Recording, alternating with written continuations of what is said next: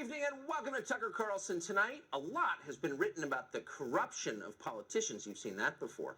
But really not enough has been said about how unbelievably boring they are in person. That's the main thing you notice when you have dinner with them. Their main interest is themselves. That's what they talk about. It's all they can talk about. And it's very tedious. Narcissism always is tedious. And so one of the great and happy and unexpected surprises of this cycle is how many interesting people are running around the country. People with something to say that isn't necessarily about them. People who have interest beyond just accumulating more power.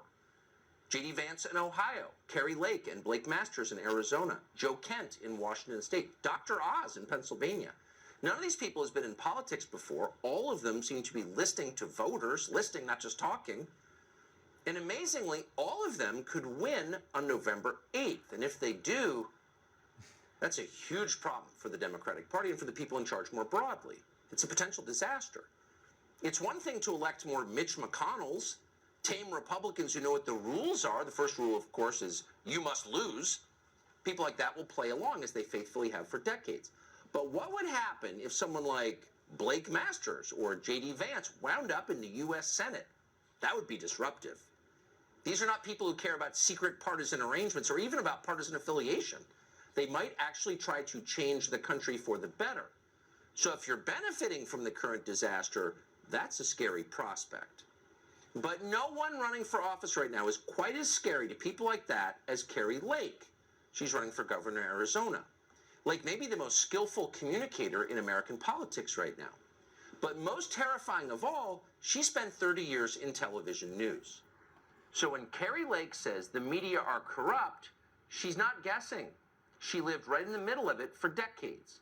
This is a deeply unsettling message for Democrats to hear because it strikes at the heart of their power.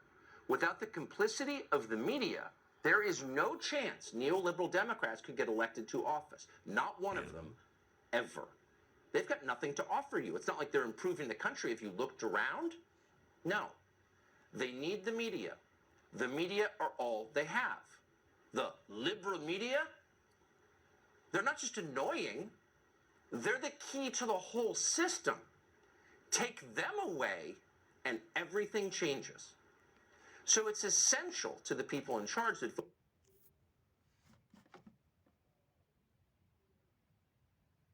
real, that it conveys facts and not simply crude North Korea-style political propaganda.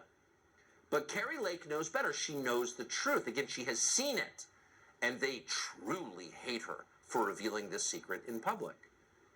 Kari Lake has spent the last year absorbing the cruelest and most outrageous possible attacks from her former colleagues in the media. They're not simply trying to defeat her in November, though of course they are. They're trying to destroy her. They're trying to make certain that no American voter ever has the chance to hear what Kari Lake is saying. Because again, once people know it's all fake, this isn't news, these are lies, and these lies are the key to keeping the people who are wrecking the country in power. Once people understand that, the game is over. It's done. So they have to stop Kari Lake. Here's a sample.